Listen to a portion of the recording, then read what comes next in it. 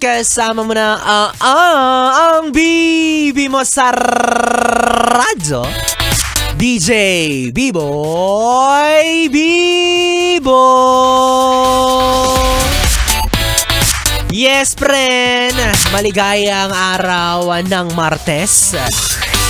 Ika-15 araw ng Oktubre. Alam mo na yan.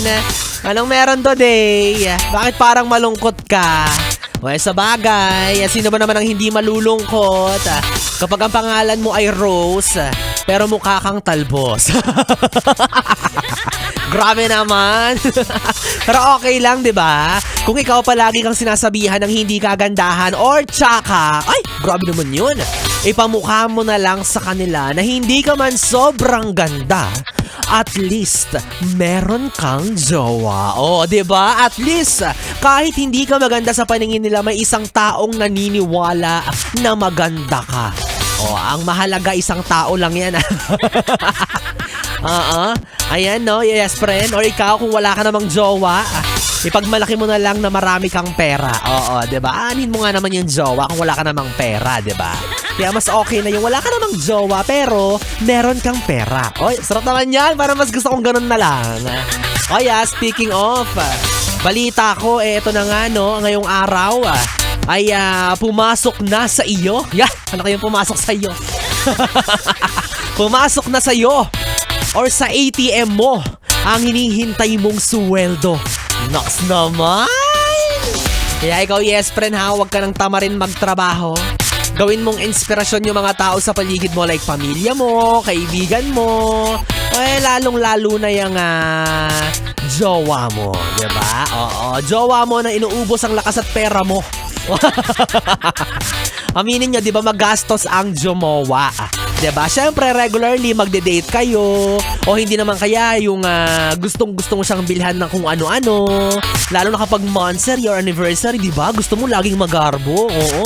Yung tipong may cake ka na, may balloons ka pa. Oo, pero mas malupit dyan kapag meron kang tarpaulin tsaka lechon. Oo. Ewan ko na lang talaga. Ibang klaseng pagmamahal na yan pag ganyan, ha. Pero okay lang naman yan. Basta yung pera na ginamit mo, hindi mo kinupit sa magulang mo. Diba? Kaya mahalaga rin po, mga yes friend, na bago kayo pumasok sa isang relasyon, dapat financially ready rin kayo. Oo, kasi kung iisipin, no, nakakahiya naman kung sa mama mo pa hihingiin yung pang date nyo. Or mas malala yung pang mot-mot ninyo ng jowa mo. Hoy, pang mot-mot, ibig sabihin yung pang monthsary. Ikaw naman, bastos mo mag-isip. O kaya naman, hi, hello sa lahat na nag-celebrate ng monthsary ngayon. Sulitin nyo na yan kasi baka hindi na kayo umabot ng anniversary paglaon.